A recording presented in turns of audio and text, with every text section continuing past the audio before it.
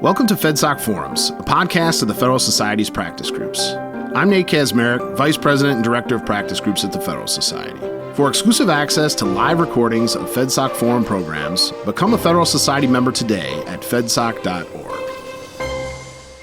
Hello, everyone, and welcome to this Federalist Society virtual event. My name is Edith Harold, and I'm an Assistant Director of Practice Groups with the Federalist Society. Today, we're excited to host this FedSoc Forum called Environmental Justice, Dead or Just Napping. Speaking with us today, we have Michael Buschbacher, Horace Cooper, John Cruden, and Matthew Tejada. And moderating the discussion, we have John Irving, who is a partner at Earth and Water Law. If you'd like to learn more about today's moderator or speakers, their full bios can be viewed on our website, fedsoc.org. Throughout the program, we may turn to the audience for questions. If you have a question, please enter it into the Q&A function at the bottom of your Zoom window, and we will do our best to answer as many as we can. Finally, I'll note that, as always, all expressions of opinion today are those of our speakers and not the Federalist Society. With that, John, thank you so much for joining us today, and I'll hand things over to you. Thanks, Edie. Much appreciated. Hello and welcome, everyone. Very much appreciate you, our panelists, and everyone else for being here.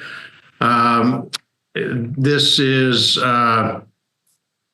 brought to you in the Federalist Society's proud tradition of promoting thoughtful discussions about key issues between distinguished speakers with differing views. Just a little bit more on our panelists today. Michael Buschbacher is a partner at Boyd & Gray. He served as counsel to the AAG for the Justice Department's Environment and Natural Resources Division. We have Horace Cooper, Senior Fellow with the National Center for Public Policy Research, Chairman of the Project 21 National Advisory Board, and a previous professor of constitutional law at George Mason University, and as Senior Counsel to House Majority Leader Dick Armey. John Cruden is a principal at Beveridge and Diamond. He served as the Assistant Attorney General for DOJ's Environment Division in the Obama administration. He's also served as the Chief of DOJ's Environmental Enforcement Section, and then as the ENRD Career Deputy AAG under Presidents Bush, Clinton, W. Bush, and Obama. And that was all after serving in the United States Army Airborne Ranger and Special Forces units in Germany and Vietnam, after graduating from West Point, serving as an Army JAG, and as the president of DC Bar. So definitely have my resume beat. Matt Tejada is Senior Vice President of Environmental Health at the National Resources Defense Council. He served as the Deputy Assistant Administrator of EPA's Office of Environmental Justice and External Civil Rights in President Biden's administration. So thank you all for taking the time to join us for this discussion. Thank you also to Jeff Wood of Baker Botts and the leader of this practice group, FedSoc Assistant Director Edie Harold, and Brent Fuel, who is my partner at Earth and Water Law, for making this panel discussion possible. So just before we go into the discussion, I'm going to try to give a brief explanation of environmental justice and where it's been and where it is now. The concept is that low-income and minority communities disproportionately bear the brunt of pollution and environmental harm, and that affirmative steps need to be taken to address that problem. Critics argue that EJ further bloats the administrative state, functions as a wealth redistribution scheme, and unlawfully injects racial considerations into agency decision-making, particularly with respect to enforcement and the award of billions of dollars in grant funds. So the federal government's EJ efforts have evolved over the years. President Clinton issued an executive order in 1994 directing federal agencies to make achieving EJ part of its mission by identifying and addressing, as appropriate, disproportionately high and adverse human health or environmental effects of its programs, policies, and activities on minority populations and low-income populations in the United States. That was followed up by President Biden's executive order in 2021 that had more specific environmental justice efforts, made environmental justice the mission of every agency and directed enforcement through EPA, DOJ, and DHHS. It established two EJ-related White House advisory councils, created the Justice 40 initiative, whereby 40% of the federal benefits were to be focused on disadvantaged communities, and used EPA's EJ Screen database to create a climate and EJ screening tool. Agencies were also directed to assume disproportionate impacts based on demographic makeup of the community. That executive order was implemented by then EPA Administrator Michael Reagan, and who directed all EPA offices to clearly integrate EJ into their plans and actions. EPA's Office of Enforcement and Compliance Assurance, OECA, then issued 3 guidance memoranda along those lines. And there was also implementation by the Justice Department in 2022. There was a memo by then AG Merrick Garland titled Actions to Advance Environmental Justice. And there was also a similar memorandum by Associate Attorney General Vinay Gupta. And then on the other hand, in January 2025, President Trump issued Executive Order 14173 titled Ending Illegal Discrimination and Restoring Merit-Based Opportunity, ordering all executive departments and agencies to terminate all discriminatory and illegal preferences, mandates, policies, programs, activities, guidance, regulations, enforcement actions, consent orders, and requirements. The order specifically revoked President Clinton's earlier executive order, and President Biden's executive order had already been rescinded. So that was implemented by EPA in various ways that we'll get into, and also by DOJ in a memorandum by Attorney General Pam Bondi titled Rescinding Environmental Justice. And doing exactly that. It said going forward, the department will even-handedly enforce all federal civil and criminal laws, including environmental laws. Right. So, among the things that have been done recently, there was an article just the other day about round 4 of cuts at EPA by Administrator Zeldin. The first one of those was on March 10.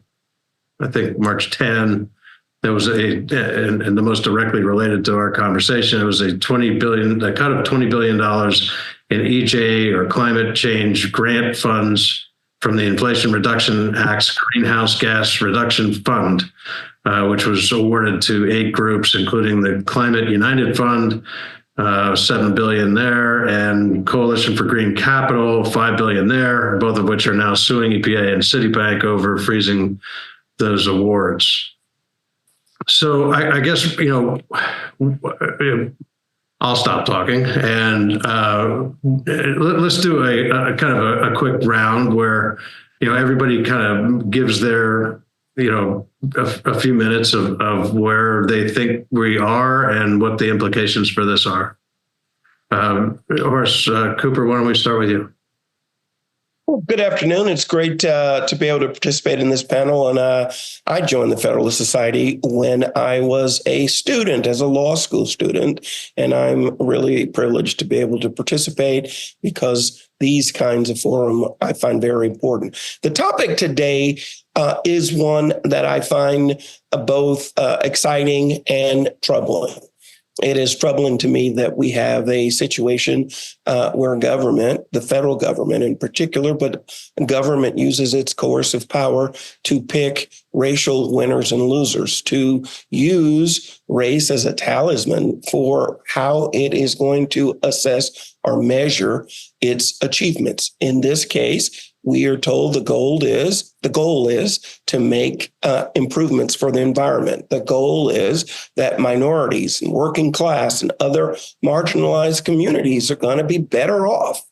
And it turns out, if you look at the end results, that they're not actually better off. In some instances, particularly minority communities, they are worse off. And it's not unlike the last major and comprehensive effort undertaken in the United States. It was called Jim Crow, that used race as a talisman for measuring. We all dismiss rightly, the immorality of race-based segregation. But there are other economic impacts that I think are also important. Even though advocates of Jim Crow said it was good for America, said it was good for blacks, said it was good for whites, it turned out, again, it was good for neither. It is a primary reason, this government coercion and distortion of the use of resources, that created greater poverty in the South, and it does so with the environmental agenda as well. Development opportunities in inner city communities, which are needed most as a way to allow people to lessen the wealth gap, or impacted and reduced and prevented in large instances by these. The environmental community, by and large, is disproportionately made up of an army of elites. They happen to be whites. When you look at Jim Crow, again, its advocates were largely made up of elites, mostly from the South and white. They didn't help Black Americans, and they didn't help poor, working class, or even middle class Americans. I'll close with this. If you were a car dealer in 1929 and you sold cars in the South, you sold fewer cars because you were limited on your ability to sell Cadillacs or Oldsmobiles or other so-called higher-end vehicles to racial minorities. If you operated that same dealership in Chicago, you could sell to everyone, and you sold more cars. A seamstress had the same phenomenon. A housing contractor had the same phenomenon. As a result, real estate prices were depressed in the South. As a result, middle income opportunities for both whites and blacks were restricted in the South. It's an amazing contrast to see that now that the South no longer has these kinds of policies, that the South is an economic powerhouse. Since at least as early as the Obama administration, but perhaps earlier, we've been able to see with these environmental regulations that they have had similar effects, widening the race wealth gap, widening, not lessening, let's say it that way, not lessening racial health disparities, and creating more hurdles for opportunities to form in the very communities that many Americans agree need help most. These target like a laser to thwart that opportunity. And for the same reason that Jim Crow didn't work economically, these policies today of environmental justice don't work economically today either. Thank you. Matt, what would you have been the most recently involved at a very high level at EPA and the most experienced with the application of EJ. What would you have to say about that? Or about EJ in general? I mean, where would? Yeah, I don't know where to start. I'm going to start with, there's a lot of ugliness in our world right now and a lot of meanness. And on my whole bike ride in this morning, I was promising myself, trying to talk myself into that, especially for this conversation today, to try to approach it from an attitude of peace and love and grace. And I'm struggling with that for a moment, because the idea that we're equating environmental justice to Jim Crow is asinine, offensive, and preposterous. Jim Crow was clearly a system designed to oppress people of color in our country. It was designed to disenfranchise them, to keep them from their constitutional rights. It was designed to keep them out of economic opportunity. It was designed to keep them poor and hungry and sick. That is the exact opposite of what environmental justice has always strived to accomplish. Our country has, for its entire history, preferenced race. It has preferenced white race. It has specifically preferenced wealthy white male people in our country. The result of that is clear, that we still have vast differences in our country between men and women. We have vast differences in our country between white people and people of color and indigenous people. You can see that in educational outcomes. You can see that in economic outcomes. You can see that in health outcomes. You can see that in the fact that here in DC, if I walk 3 miles due east, suddenly people live 10 years less than people that live where I'm standing right now. That's the result of how this country has treated those people through government policies, through social policies, through our economic system, going back to before our country was a country. What environmental justice is attempting to do, and I do agree it hasn't been successful, Horace, because we were just starting. We were just starting to actually make our country more just in just the last 3 or 4 years. We were just starting to actually do things with our government that, we should probably do something about the fact that those folks are always sick over there and they live a lot less because, one, it's not right, but two, God, what an economic drag on our entire country for doing so. What do they need over there? Oh, you mean they don't have clean drinking water? Why don't they have clean drinking water? Well, it's because we never give them enough money to have clean drinking water. You know what it's really hard to do if you don't have clean drinking water? To be healthy. You know what's really hard to do if you don't have clean drinking water? It's to actually have economic development in your community. You know what's really hard to sustain if you don't have clean drinking water and economic development? It's clean drinking water. This was not about preferencing communities. This was about recognizing the fact that our country has been racist for a long time, and we're still living with the results.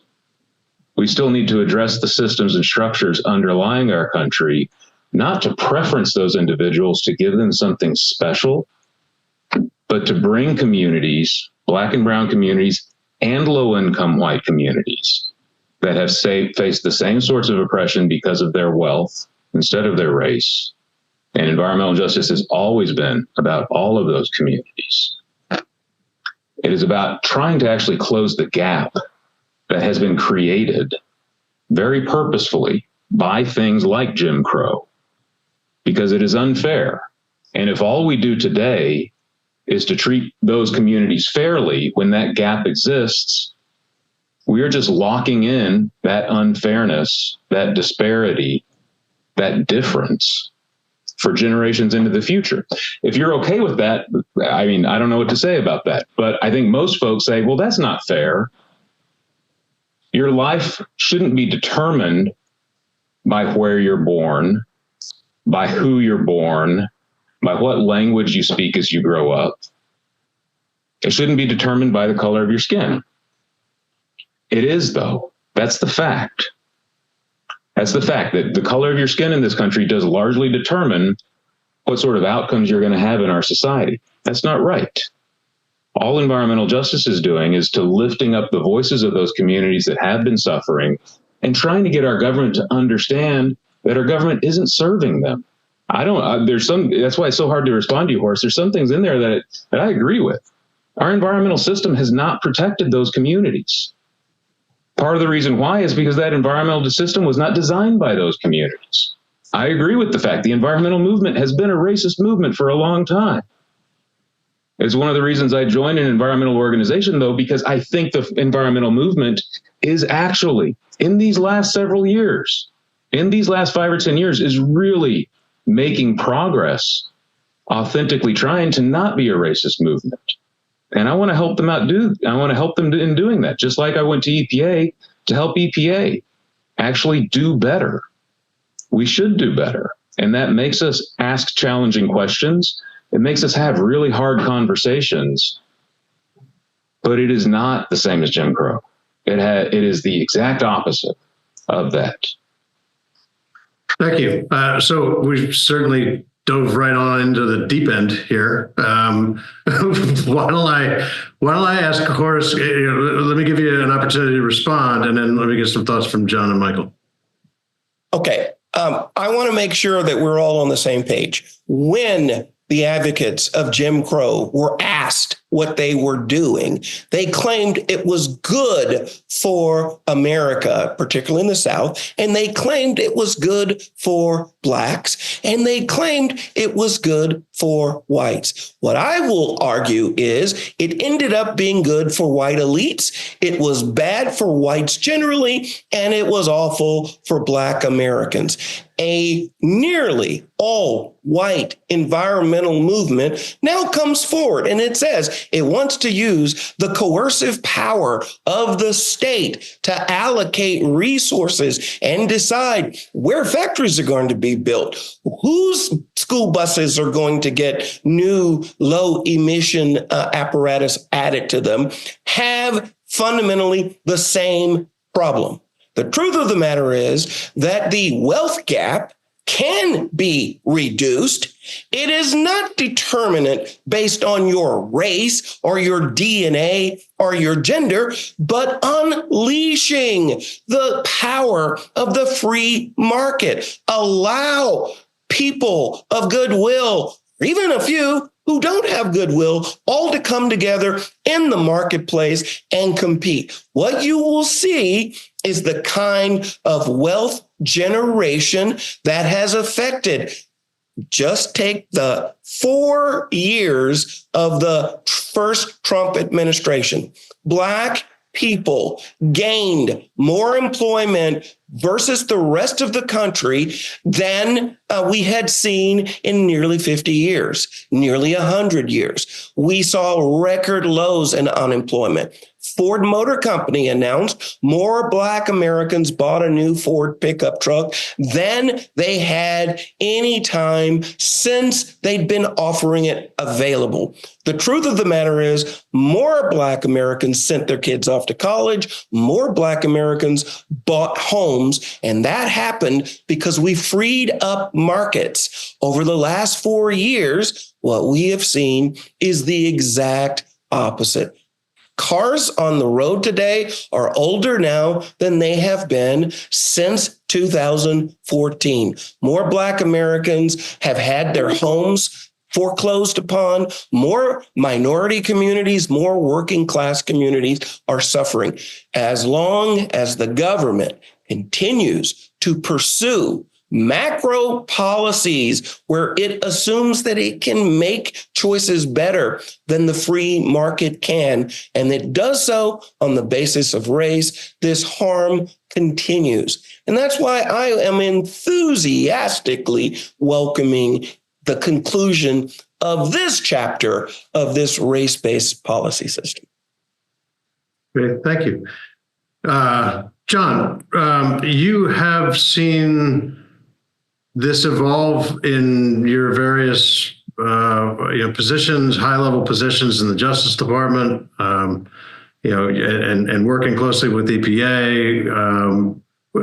You have a historical perspective that I think would be helpful. What do you think of? What do you make of all of this? I have a simplistic view of environmental justice and what it brings to the table. I've told this story before, but my daughter for many years was a first grade teacher, and occasionally I would go into her class and read stories and read books. And when I did that, I could see the sign on the door, her name was Kristen, which was Kristen's rules. One of them was, if you have to go to the bathroom, raise your hand. But the second one was, if you make a mess, clean it up. And I thought we could probably take away most of our environmental statutes and just have that premise environmentally, that if you have a mess, clean it up. And that's not race-based, right? That is just a mess. My simplistic view of what environmental justice was about, and others may disagree, is if you have an overburdened community, don't make it worse. If you're dealing with an overburdened community, give them a voice in the process, about what's going to happen in their community. And then finally, if there is, and you find environmental violations, go after them. That was kind of my view of what was trying to be accomplished in environmental justice, is to give a voice to the voiceless, to give a chance for communities to be involved and try not to make their life worse, because we all know that there are overburdened communities that have a disproportionate level of harm to them, and we ought not make that worse. If possible, we ought to try to improve that, but we certainly ought not make that worse. So I did that when I was at the Department of Justice. I'm talking to corporations right now, and I'm a little afraid we're going to lose some of what I consider to be common sense right now. It is common sense. I'm talking to corporations all the time. You want to have a good relationship with that community that's around you. For all kinds of reasons, you want to have that kind of relationship. And so if you can help by being transparent, if you can help by making sure they have a voice in some of the things that may well affect them, I don't know if we call that environmental justice or just good business practices.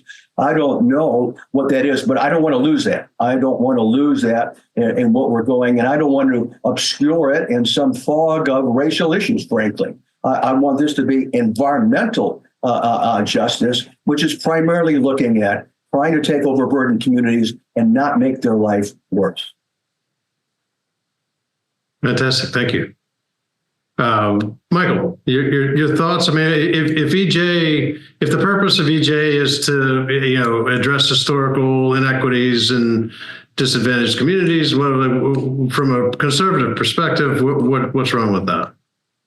So I think you got to define your terms first. So one of the things that really struck me about EJ back when I first started looking at it at DOJ was that, like a lot of civil rights lingo, it seems to mean two completely opposite things at the same time. So sometimes it's things like, what Matt said, not to preference. If you look at the EPA definition that they had for many years, right, just it's basically applying non-discrimination principles to ensure fair treatment of everybody, regardless of race, and to make sure we're cleaning up the biggest messes and that we're focusing on that with environmental enforcement and environmental policy. And then you have, on the other hand, and often in practice, where environmental justice involved crude race-based decision-making to prioritize certain disadvantaged, in quotation marks, right, minority groups over others in environmental law. And, just as an initial observation, right, it's kind of interesting to me that you have this contradiction in this definition. And I think part of it is like what I'd call a Mott and Bailey, where there's like a broad argument you make, and then you have a narrow argument that you make when you get challenged on it. So, hey, we want to engage in race-based redistribution of resources is like the Mott argument. And then the Bailey argument is like, hey, look, we're just trying to do nice things to make sure that everyone benefits. So there's some of that. There's also some of what like Michael Anton calls the celebration parallax, where whether something is happening or not depends on whether you're celebrating it. So, Anton phrases this, it's not happening and it's good that it is. But I think there's a deeper reality to it too, which is like this, remember the Kamala Harris equity video that she put out back in 2020, sort of like Ibram Kendi style belief. I think it's got kind of 3 points. One, all people groups are the same in all relevant respects. So 2, any disparity between racial or ethnic groups that's arisen has at its root disparate treatment and discrimination. And 3, that equal treatment forward isn't going to cut it. So quote Kendi, I wrote this down. The only remedy to past discrimination is present discrimination. And in order to treat some persons equally, we must treat them differently. So it's not 2020 anymore. I don't think I need to belabor the point that I think that is misguided in some pretty significant ways. But I think what we saw over the last few years from the Biden administration was much more of the second definition and not so much the kind of first one. The Denka case that the Department of Justice just dropped is a Louisiana case. And what they did in choosing this case was they used a program that you mentioned, EJ Screen. And that it's got demographic data and it's got economic data. So if you're just looking at who's challenged financially or what are the health outcomes, that's not how it broke things down. What it did is it broke them down on the basis of race and they identified areas around the facility with sufficiently high percentages of minorities that they made the decision to enforce that there.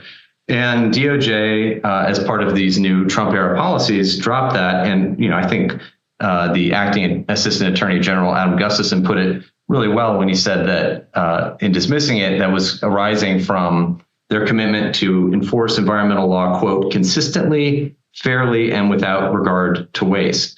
And so, and it's not just that. Like there's an EPA OIG, Office of Inspector General report on benzene pollution. And it literally used EJ Screen, and it recommended bringing some suits again, in who should you triage to bring first these lawsuits against. And it has like a chart, and it's got it's a bar chart. Some of the bars concern race, and others economic well-being in those communities. So I think if all we wanted to do is considering economics and things like that, that's not dead, to answer kind of the question of this panel. But if it's about overlaying some race-based considerations into that, I do think that that's dead. And I think it's not just a good idea. That's also constitutionally required, right? If you look at cases like Students for Fair Admission that make clear that the only justifications for racist discrimination are to undo specific, identifiable, concrete actions that the government has previously taken to discriminate on the basis of race. And it needs to satisfy strict scrutiny, right? Even if you have that compelling interest. Shaw versus Reno is another relevant case, right? That held that intentionally gerrymandering voting districts based on racial makeup has to satisfy strict scrutiny. And here it's going to be the very odd case that you have specific intentional discrimination that you're undoing with this specific action. I mean, no one denies that there is generalized societal discrimination. And no one denies, to go to Matt's point, no one denies that this had terrible effects that were directed at Black Americans in particular, and that those effects redound to this day in a lot of different ways. What the Supreme Court has said, and I think they're right in interpreting the Constitution, is that, this is the quote from Chief Justice Roberts, the way to end discrimination on the basis of race is to stop discriminating on the basis of race. And is that a perfect solution? I don't think anyone has suggested that it is, but if you're adding race into it again, that, the cure risks being worse than the disease. And, the candidly outrageous funding things that we saw at the end of the Biden administration, I think also further underscore this. You mentioned some of these, John, but these are some of these groups, I think it's Climate Justice Alliance was then giving money to a group called the Hip Hop Caucus that was spending it for Democrat get out the vote efforts. And that kind of thing is just, it removes the credibility of these kinds of arguments, as far as I'm concerned, that this is just about treating people fairly. It makes it seem, and I think it is, about rewarding your political friends and punishing your political enemies. And that's why it's not that these funds went to actually improving, folks' lives in environmental justice communities, as they used to be called, but it's about rewarding, environmental NGOs that are aligned with your political movement. I think it was very reckless of the prior administration to push in that direction. There's a reason why the Trump administration didn't get rid of the Clinton era EJ order back in the first term. I think they abused it, and now it's gone. And I think that's good. And I think it is good for environmental justice. I think we're going to see more equitable enforcement going forward. And just last point I'll say is I don't think that means cutting out economic considerations. I think to pick a good conservative example that I support, right, one of the problems with the Clean Power Plan, it's a cap and trade program that was designed to decarbonize the energy generation sector. The effect of that cap and trade program, had it ever gone into effect, would have been to make poor West Virginians subsidize rich Californians in generating, in paying for their electricity. So I think that would, I have a problem with that. I think it's reasonable to consider these distributing justice questions, but there's no need, and I think it's very wrong and unconstitutional to have a racial overlay, as, to borrow Horace's phrase, right, as a talisman or a token of what, as tracking something else. If you have to track wealth or health outcomes, that's fine. There's no reason to add race into it. Thanks, Michael. Yeah, Matt. Thank so you. let me just. I was going to turn to you anyway, but so in part, let me ask. Is this really about enforcement, or is it about grant money going to political cronies? Or well, I want to challenge that first. I mean, if folks are saying that environmental or climate justice organizations are not allowed to do the same thing that every other organization in this town, including yours, does, which is play the C3 game and the C4 game, and have relationships that are political and have relationships that are straight up about non-profiting and advocacy and building community, then somebody read me that part of the Constitution that says that they're prohibited from doing that. Now, if an organization is actually cooking the books and using money for C4 purposes that is not supposed to be, and is supposed to be only C3 purposes, then you goddamn right they should be caught out for it. If somebody wants to make that allegation against any of those organizations, please do, but you better have some evidence for it first, because it's not right. And we'd expect this organization or any other organization represented in this meeting to play by those same rules as we would for those environmental justice organizations.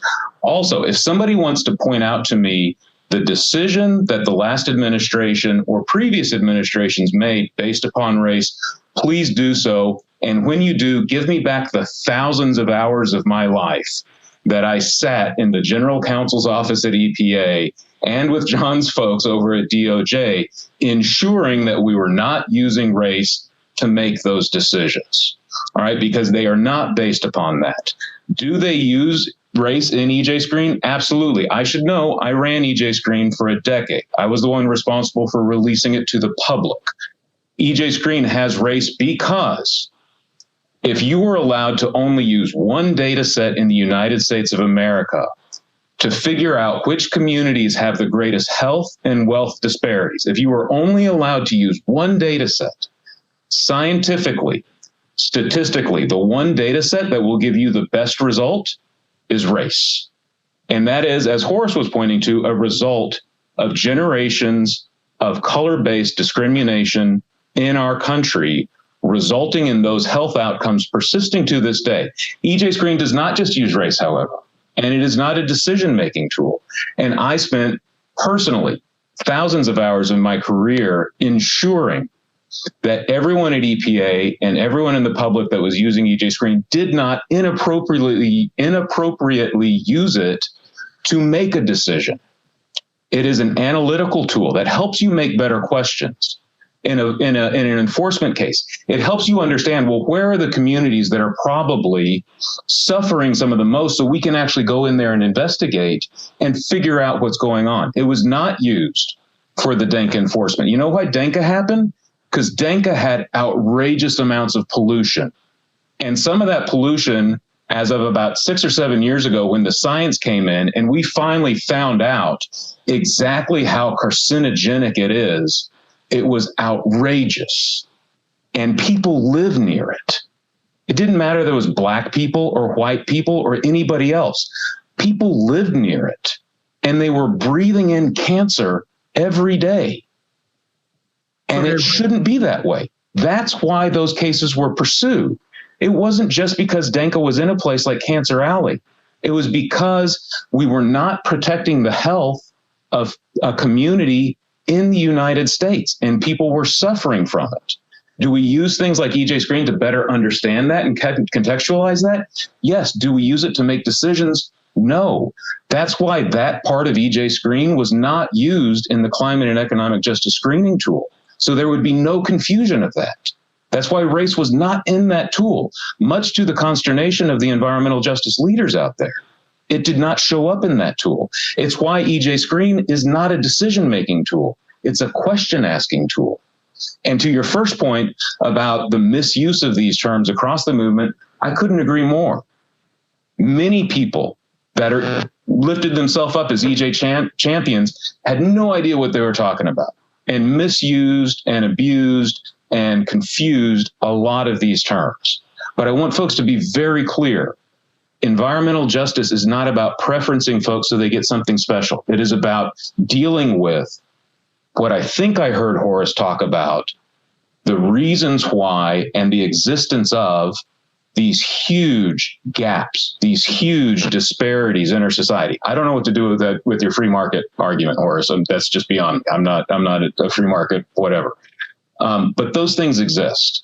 And it's the job of the United States government to make sure that everyone in this country is equally protected. That's very clear in the Clean Air Act. That's very clear in the Clean Water Act. And we haven't achieved that. So we use all the data we have available to understand what that is. But as was clearly said, and as the Supreme Court has very clearly laid out, you do not use race to make the decisions in pursuit of that. And EPA never did. So can I respond to that just briefly? Okay, go ahead, Michael. So I have trouble. I don't think FedSoc takes billions of federal dollars. I would be surprised if that's the case. But leave that aside for the moment. And the argument that like you consider race and sort of asking questions but not making decisions seems completely like I don't even really know what that means. And here's the thing about what the Constitution requires. The government usually cannot be trusted even to categorize people on race. And we've seen, I think this is Horace's main point, is like that the act of doing that is itself corrosive to our body politic. And so I don't think that there's a compelling interest for putting these, like, you may be right that like race tracks these other things. And if that like makes the government's job a little easier, I can see why that would be a shortcut. And that shortcut might make sense if we lived in a world that did not have the racial strife that led to, the 14th Amendment and the Civil Rights Act all being passed. I guess my point is you can look at those things, those health outcomes, those economic outcomes where pollution's happening, and you can do things about it without having to consider race. And I do not trust the government to not preference people on the basis of race, because we've seen over and over how they do it. We saw this in Students for Fair Admission. And we saw this with a lot of the rhetoric that was coming out of the Biden administration. And I candidly just don't agree that there is like some non-race-based way in which this was actually operating. That's like why I mentioned that Office of Inspector General thing. They said the quiet part out loud, and they have a chart, and it just says, you should enforce the laws against these people more harshly. And I have clients who have said, because of EJ Screen, we were told by EPA, by OECA, and by region, various region folks that were inspecting or doing something with their facilities, that because of the racial makeup of the people around here, not because of wealth, not because of health outcomes, but because of race, that they are going to be holding us to a different standard. I think that's wrong. And if that's not what you meant to do, it's too bad that that's not how it came out, Matt, because I think it's a good goal to deal with health outcomes and those sort of things. But I really just don't see this sort of pure not considering race thing actually playing out in how this was practiced. I was mentioned a couple times, and I want to make sure that my view is better understood. I do not believe that to be a Black person means that my achievements or lack of achievements can be traced to the existence of slavery, nor can it be traced to Jim Crow or even to generalized discrimination. Policies that attempt to rely on that thesis are very dangerous. If you look during the post-Civil War era, you will see ups and downs in terms of the lifespan of Black Americans, the employment of Black Americans, the wealth assets of Black Americans. It can't be true that in the middle of the period between the end of the Civil War and today, that there was this nirvana period that was so amazing that led to more Black Americans owning houses per capita than do today. It can't be true that the percentage of Black men who were employed, there were periods of time when the Bureau of Labor reported to be Black and male meant that you were the most likely to be employed in the country. It can't be true that those things happen, and yet today when we look and we see outcomes that we don't understand and that we find unhappy that when we observe them, that they can be traced back to this. We would be far better served to look at what are the time-tested techniques for creating wealth generation. And that is the reliance on the market. We supported the Students for Fair Admissions case. We submitted our brief in support of the litigants in this case, precisely because we think the taint of race as a way of explaining who is admitted, who is succeeding, is simply untested. And environmental justice, to whatever degree that it does, appears to want to incorporate some aspect of this untested notion that the race of people today explains their situation. I think there's a lot more that needs to be done, and Mr. Kindy's work doesn't come close to accomplishing that. John, I was going to turn to you.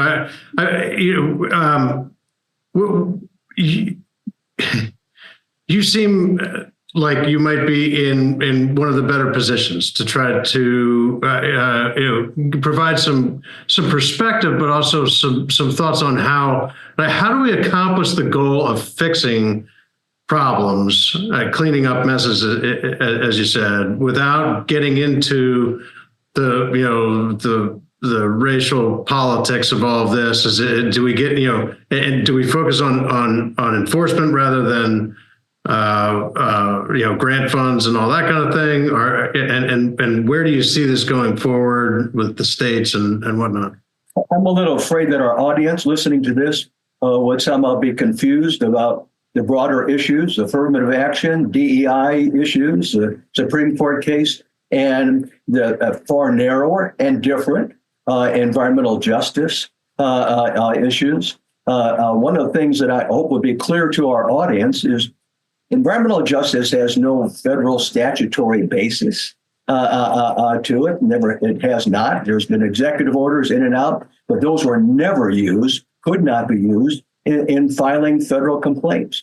Congressional Research Service just put out a paper indicating what I think was obvious, but maybe it isn't. And that is, just because you take away, because you do that, but you take away the executive orders on environmental justice, does not mean that the underlying statutes go away. The Clean Air Act, the Clean Water Act, those statutes still require an analysis of overburdened communities. So if you're setting Clean Air Act, National Ambient Air Quality Standards, you have to consider subpopulations. That is how this played out. I was chief of enforcement. We never put in a complaint anything about racial issues. We put in violations, and that's what a judge or jury was going to have to determine. It did not matter one whit what the population was what the statute required. That's the proof that has to be done. Horace might be entirely right about market forces. I'm a big proponent of market forces, but that's not environmental justice. Environmental justice, remember my view, we're trying to give voice to the voiceless, trying to take care of communities, and remember my last point, and enforce the law. And that law is still there. We take away the executive orders, the law is still there, the requirements are still there, just like they were before, and that's going to be our future. I want to add one other thing for our audience, just because we're talking totally at the federal level. There are multiples of states now who are either doing things because of their constitution, in several cases, 3 or 4 states because they have statutes, and many of them have programs. You can go on to a website and download the environmental justice requirements of every state. But those of you who are practicing in this area, as I do, make sure you do not look just at the federal level, look at state levels, because there's a lot happening. I was just with the New Jersey director of their EPA saying that, we have to look at that in the context of permits And it's the issue we're talking about, not doing worse to overburden, which is an economic issue, not a racial issue, overburden communities. That's what we're looking at in the context of permit issues. So I just want our audience to know it's more than federal, it's state issues. And just because we rescind the term, it doesn't mean the underlying requirements go away. They don't. Matt, so what's to prevent now that with the President Trump's executive order and the flow down through EPA and DOJ and EJ, the office being closed and whatnot, what's to prevent still OECA, the enforcement office at EPA, from going after a polluter, either water, air, whatever, that happens to be doing so in in what would otherwise be considered an EJ community? I mean, I guess is there some middle ground here that could be constructive, where some of the things that criticisms that Horace say something nice about Horace. I'm sorry. I didn't mean to go after Horace. I'm not trying to undermine your free market thing. Like, I just don't. That's like way out of my universe, man. So I'm just not following it entirely. Boy, to try to answer your question though, if you were to look at anything that EPA does, whether it's enforcement or rulemaking or permitting, which largely, to John's point, EPA doesn't do. 96% of the permits in the United States are issued by state and local governments and a handful of tribes. But if you're going to look at any of those things, especially enforcement, though, like that's a key one, right? If you were to prioritize your enforcement in the places where there are the greatest health disparities related to excessive exposure to pollution, you will spend almost every day, all day in Black and brown communities and low-income white communities, because that's where those issues exist. If you never even open your eyes to see the color of the people or the wealth of the folks around you, that's where your enforcement inspectors are going to be every single day. So there's nothing preventing this or any other administration from showing up in those places other than their desire not to, for whatever political or other reason that I think are pretty bogus. To Michael's point earlier, a couple things that he said. I don't doubt. I would be shocked if it wasn't the case, Michael, that you have had clients come to you saying we're being enforced against because there's Black people that live around our facility. I would be shocked if they weren't telling the truth, because somebody from EPA showed up, one of the actual investigators who's out there doing this stuff, saying, well, this is, we're out here because y'all are operating in a Black community. They're not right. But I would be surprised if that wasn't actually said, because this is hard. It's so hard to get folks to understand how to appropriately, from a government place, according to our laws and Supreme Court decisions, how to appropriately handle, understand, and talk about these things. Going back to something, Michael, I'm not sure if you or Horace talked about, our political candidates and other folks who don't always use these terms or understand these concepts very with a lot of dexterity.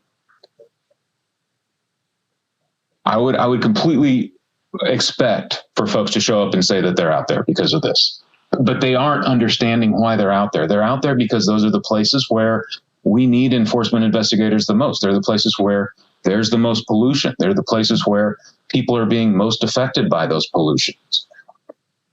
Well, to the other point, though, yeah. One of the ways I've always tried to get folks to understand, and I hope this helps folks, because this is what I kept trying to get folks in the last administration to think about this with. Because it's the same concept that I think most of us are fairly familiar with in terms of hiring. Right? None of our organizations, whether you're a private organization or a public organization, none of our organizations are supposed to legally, and should not be, hiring folks because they're Black or hiring folks because they're a woman versus a man, right? Even though that's another huge disparity in this country. You're not supposed to do that. I'm pretty sure, though, and I hope most, if not all, of our organizations are looking at well, what does our staff look like? Right? What is our percentage of women around here? What is our percentage of people of color around here? How many indigenous folks do we have working for us? And when those numbers don't look, anywhere close to kind of representative of our society, I think most organizations say, well, we need to do something about that. Like, we're only 15% women. Why do we have such a gender imbalance? That doesn't mean they go out there and they start hiring women, but it does mean, like, is it the way we're advertising? Is it our recruitment? Is it the language we're using in our job postings? Is it the sorts of jobs that we have? Are there other things we can do here to be an organization that is welcoming and attracting to and really having that sort of composition to it? It doesn't mean you use those things when you're making the decision of who to hire, because you still need to hire the best person. But are you getting the best candidates to make that decision from? Are you getting a diversity of candidates to make that decision from? It was the same thing in the last administration. Didn't use race to make those decisions, but we wanted to look at the outcomes of those decisions. We wanted to see, after the decision was made, who benefited from it, who's not being protected, and then look upstream of that and think, well, why is that the case? Is it because our algorithm for how we distribute water infrastructure money in the United States doesn't look at risk, doesn't look at harm, is just looking at population size, is just looking at tax base? Because that's how some of those state equations worked. And when folks looked at it, they're like, wow, we're getting all this money for water infrastructure, and there's 5 communities in our state that don't have drinking water. And when we look at the way the equation actually works, they're never going to get drinking water because they're rural places or they're poor places. But wow, they really have big needs for drinking water. How can we actually look at the way we use these resources to get them to have a little bit of drinking water? Right? That's what was happening in the last administration. I don't think many folks have I don't know. Of course, I don't know if that's not free market or not, but I don't think many folks have a problem with government understanding who is benefiting and who is not protected and trying to do something about it. Well, I do have a problem. That's exactly what I've been trying to explain. I'm so sorry. I got it wrong. Race is an idiosyncratic basis for making decisions. If I were to buy a new pickup truck, I wouldn't contact the manufacturer and find out what shift when this truck was made were more blacks working, so I could get the one that had the black Americans that were working on it. If I were buying a house, I wouldn't do that. In fact, it's such an idiosyncratic thing. Our organization, Project 21, was formed with the idea that in the 21st century, it would be the project of America that we would stop this unnecessary focus on race. If there's a poison in the stream, go after the poison in the stream. How many people who are left-handed live near the stream is irrelevant. These types of idiosyncratic choices are distorting our ability to move forward. And as we've heard Michael say earlier, there is an odious effect or impact in our society whenever we use race as some sort of measure. We need to move away from this idea. And whether we want to admit it or not, environmental justice is in fact infused with CRT, critical race theory. And yes, this idea of needing to notice what our workforce looks like, of what our policy impacts will be, it is dangerous. And every society, not just America, every society that has attempted to use race as a measure, it has not worked out well. Thomas Sowell has written about a 500-year practice of using race and watching how harmful these effects are. So no, I don't agree that even the government needs to be noticing. It's an idiosyncratic preference, and it ought to be ignored. So, Michael, we're running up against the clock here, but obviously there's disagreement here, and that's the whole point of this. But the part that I think I'm hearing at least some agreement on is getting back to what John said about cleaning up your mess and about race blind enforcement of things where the worst stuff is happening. I mean, not to put very poor words in your mouth, John, but Michael, finally, we haven't heard from you for a little bit. Let me see if you have any thoughts. Yeah, I do. Let me pivot off of something Matt said about he's not surprised that there's confusion about this. Seems to me the pretty easy way to eliminate the confusion is just to eliminate consideration of race. And what's so hard about that? And you ask for evidence, and this has gone all the way up to the courts that have gotten this wrong. It's a case called Standing Rock versus U.S. Army Corps. I'm just going to quote it. The purpose of environmental justice analysis is to determine whether a project will have a disproportionately adverse effect on minority populations. So if even the courts are confused, maybe it just needs to have the racial element completely taken out of it. And that's all that I read these executive orders and memos to do.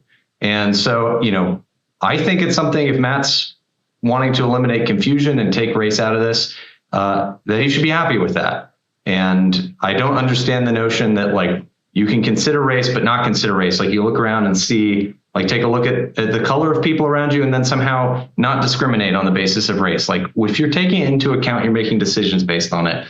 And, as a constitutional matter, and I think also as a moral one, that's wrong. All right. Well, thank you. And I'll turn it over to Edie. Thank all of you for joining us today.